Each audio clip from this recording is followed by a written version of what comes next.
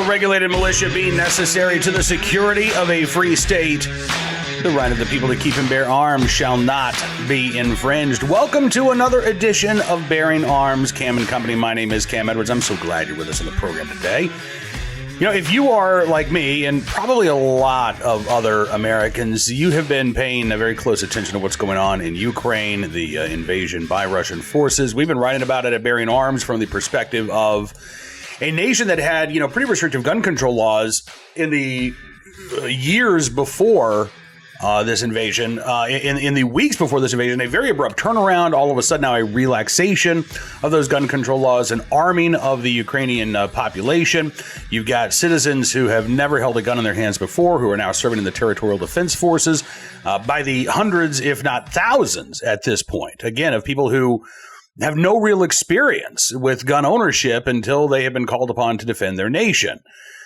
This is, I believe, obviously a tragedy of proportions that we have rarely seen in our lifetimes, right? You have to go back to really World War II to see this kind of devastation in a European city. But it is also, I think, a really strong argument in favor of we the people maintaining our right to keep and bear arms as a check on tyranny. Of course, gun control activists, they don't like that argument, right? And they've been, I think, struggling to find a way to insert Russia's invasion of Ukraine into their anti-gun agenda. Again, how do you take a situation where a free people are using arms to defend their liberty into an argument for more gun control? Well, the Boston Globe's Renee Graham has come up with an idea. Here's the headline from her latest column. Graphic photos are redefining the war in Ukraine. Would similar images reignite America's gun reform efforts? That's right. Renee Graham says, maybe we just need to show more pictures of dead people here in the United States. Maybe that would reinvigorate the anti-gun agenda. As she writes, quote, disclaimers about graphic or disturbing content are standard, but many Ukrainians have been adamant. They do not want journalists to shield what Putin's war is inflicting on their sovereign nation and its residents. We know the enemy. In the end, the world must see and hear this, a Ukrainian soldier told a CNN reporter after he was injured when his barracks were struck by a Russian missile. I don't know. How many deaths will it take for everyone to see? In his lament, Graham writes, I heard the echo of so many in this nation tired of relentless gun violence and elected officials unwilling to do anything about it. Would their collective hand finally be forced to action if the media were flooded with graphic images of the toll of America's addiction to guns? And right there's a huge problem. Because who did that Ukrainian soldier blame for the violence that has been inflicted on his nation? Did he blame the Russian people? No. Did he blame the companies that created the armaments that are being used to pummel Ukraine's cities into oblivion? No. He blamed the individual that he believes is responsible for these crimes. Vladimir Putin. Well, Renee Graham doesn't want to blame the individuals who are responsible for carrying out violent attacks in the United States. She wants to blame the gun. And she wants to blame legal gun owners. And she wants to blame politicians who support the Second Amendment. She writes, quote, perhaps what was needed after Sandy Hook was graphic evidence of America's murderous firearms folly. Every lawmaker who literally closed their office door to avoid meeting with Sandy Hook parents in 2013 should have had to view crime scene photos of those children, their principal, and their teachers. This is what legislators, with their useless supply of thoughts and prayers, should have to witness before defending their decisions to do absolutely nothing. Now, we're going to get to the rest of that quote here in just a second. But let's go back to what she said. If these lawmakers had only seen crime scene photos, well, then they would have done the right thing. They would have supported whatever gun control laws Renee Graham was calling for, maybe a ban on modern sporting rifles, certainly universal background checks, something no matter how ineffective it might have been, but something passed to show we don't like guns and guns are the problem. Well, here's the problem for Renee Graham. I know people who lost loved ones in the Sandy Hook attack, who saw their loved ones dead. They didn't see a crime scene photo. They didn't see a picture. They saw the body of someone they love stolen from them. And yet they did not decide that the answer was to go after the guns or to try to impose more restrictions on law-abiding Americans, to try to ban and arrest our way to safety, to try to criminalize the exercise of a constitutionally protected right. They did not believe that that was the way to go. So in Renee Graham's mind, they did not make the right decision, even though they were presented with the graphic images that she believes would sway lawmakers to support her gun control agenda. Now, let's go back to the last half of that quote. Because, again, she says, remember, legislators with their useless supply of thoughts and prayers to have to witness these images before defending their decisions to do, quote, absolutely nothing. Well, not nothing, she says. Several states are currently trying to pass laws that would allow citizens to legally carry concealed guns in public without a permit. Though the Supreme Court is currently discussing a concealed carry case brought by the NRA and 2 individuals challenging a New York gun law, the state bills aren't receiving attention commensurate with their frightening implications. And silence only benefits perpetrators. That's right. That's right. Renee Graham really does believe that you should go to prison for exercising your right to bear arms without a government permission slip. And more importantly, she believes that the lawmakers who don't side with her, who again say, well, why should the right to keep and bear arms be criminalized in any form or fashion? If we're talking about law-abiding citizens, people can legally own a gun. Why should they be able to lawfully carry a firearm without getting a government permission slip beforehand? Those lawmakers, she says, who hold that point of view are perpetrating violence. Yeah. Again, no mention in this column yet of the actual perpetrators of violence. The people who are pulling the trigger and taking innocent human lives. Renee Graham doesn't even talk about them. She doesn't reference them. It's like the gun is acting on its own. She concludes her piece this way. She says, this is why Ukrainians insist that war reporters keep their cameras trained on Putin's carnage. Again, Putin, there's an individual she's willing to talk about. They want the world to see how they are now forced to live and die in their country. On CNN, a Ukrainian journalist told stories and shared photos of injured children that she's visited. Though their faces were blurred, what their bodies suffered, such as amputated limbs, a multitude of shrapnel wounds, and being hooked up to life-supporting machines was obvious. This, too, is obvious, she writes, that Ukrainians will not sanitize Putin's atrocities. Every image of broken bodies or faces smeared with blood and tears is an indictment of the Russian president's barbarism. Again, sometimes Renee Graham doesn't mind talking about individuals perpetrating violent acts. Other times, she wants to blame it on the inanimate object, right? Ukrainians, she says, if Ukrainians must endure this, then we can bear witness and push for action. We should do as much for Americans being sacrificed daily to feed this nation's Second Amendment fix and say out loud what that wounded Ukrainian soldier asked of the world. How many deaths will it take for everyone to see? You know, again, I mean, this is great emotional rhetoric. It's just wrong. Because if Renee Graham is being consistent as she talks about Putin's war and the atrocities that Putin is committing against Ukraine, why then is she not talking about the atrocities committed by individuals in American cities like Boston who know right from wrong and continue to make the wrong decision, sometimes leading to the loss of innocent human life? Again, I know Renee Graham desperately wants to try to use what's happening in Ukraine to bolster her support for gun control. But if you actually look at what's happening in Ukraine, again, you have to come to the conclusion that the way to stop these things is to go after the individual who is perpetrating this violence. And in Boston, Massachusetts, it's a very small number of residents. compared to the population of the city. Maybe talking about a few hundred, maybe a couple of thousand individuals who are really responsible for a disproportionate amount of violent crime. You deal with those individuals, and your violent crime rate is going to drop substantially.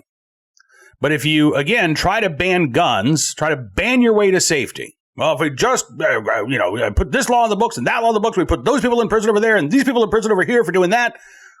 If that's your goal, and if that's your agenda, you will fail.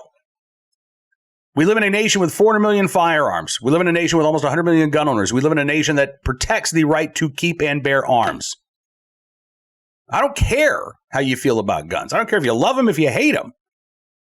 You're not going to ban them all. Even if you make owning them illegal, you're not going to get rid of them. So Renee Graham's belief that, gosh, if we just showed more crime scene photos to lawmakers, that would get the gun control bandwagon rolling again, I don't buy it. I don't believe it. I don't think that's the answer, because I don't think gun control is the answer. If you want to reduce violent crime, we don't need to be showing crime scene photos.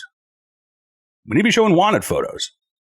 Because again, the individuals who are driving violent crime in virtually every American city, they're already well known to law enforcement. They're known to their community. People know who the bad actors are.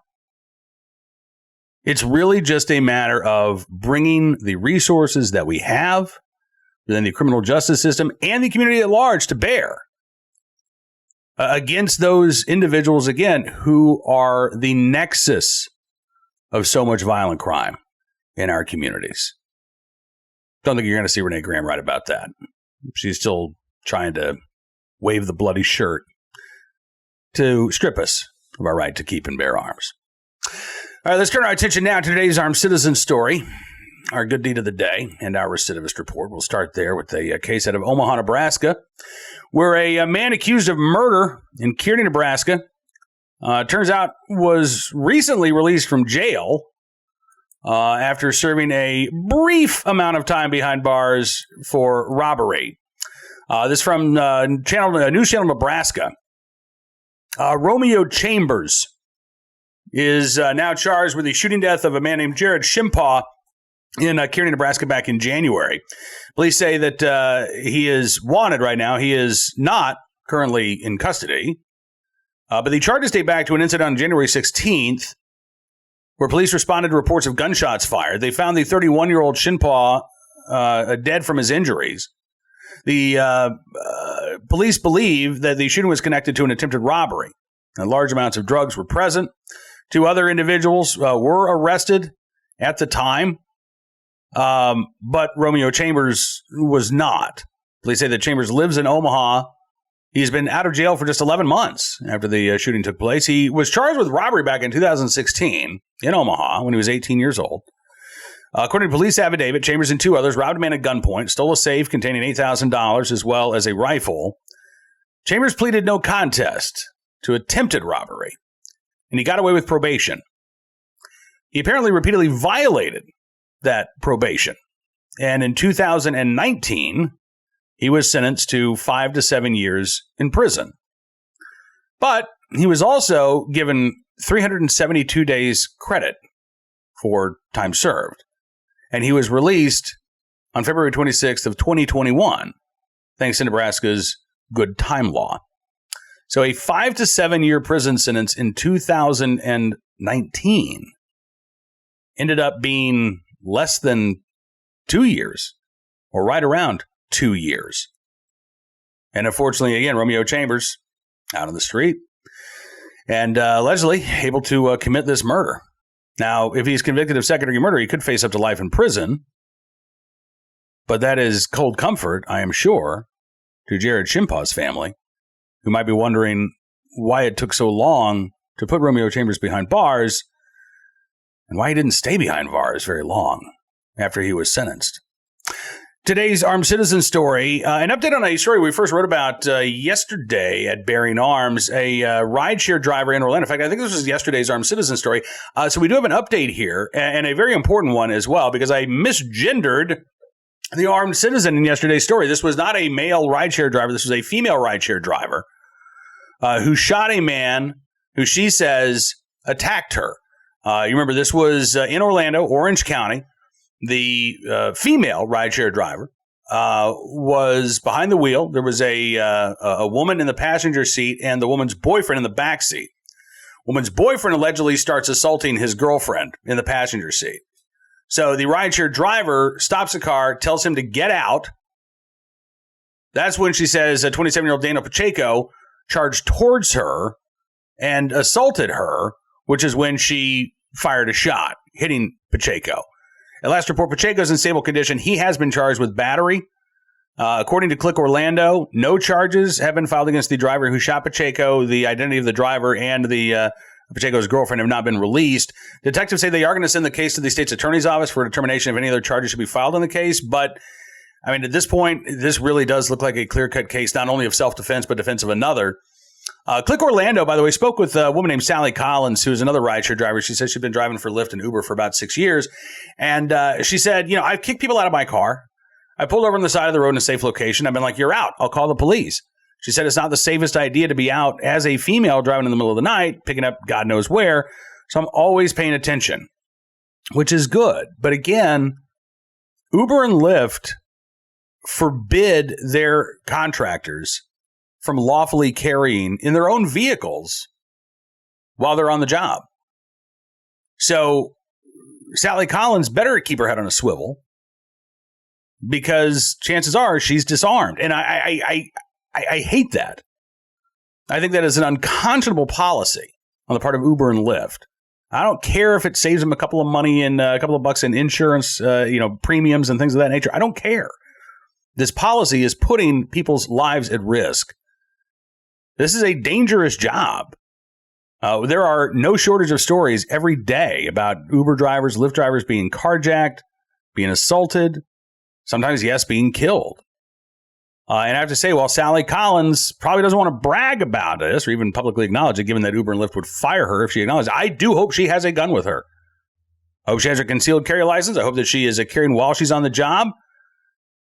And if, God forbid, she's ever forced to use that firearm in self-defense, I hope she finds another job because Uber and Lyft is going to fire her for protecting her life, which is what's going to happen, by the way, to this woman in Orlando who used her firearm to protect not only herself, but one of her passengers.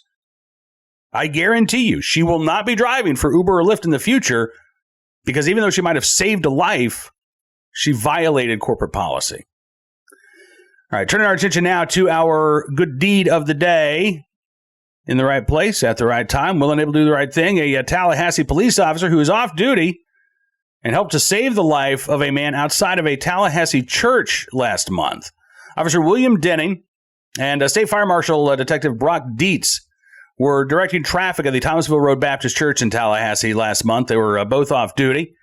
That Sunday, February 20th, they saw a man having a heart attack who basically dropped to the ground outside of the church. Officer Deming Detective Dees performed CPR. They used a portable defibrillator to shock the man. He did regain consciousness. They say that they will never forget the love and the appreciation that they have received from the man and his wife.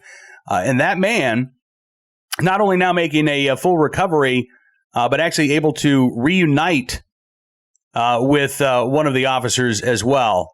And I believe that was police officer William Denning able to reconnect with that gentleman who, again, was in desperate need of help a month ago and got it thanks to Officer Deming's quick thinking and fast action. Now, that is going to do it for this edition of Bearing Arms Cam and Company. I want to thank you for being a part of the program. As always, we will be back tomorrow with more of the latest segment of news and information. Sorry, I've got a tickle in my throat. I'm trying not to have a coughing fit here, so I'm going to wrap things up quickly. Go to bearingarms.com throughout the day. Check out the latest segment of news stories. We will see you back here tomorrow, but until then, be well, be safe, and be free.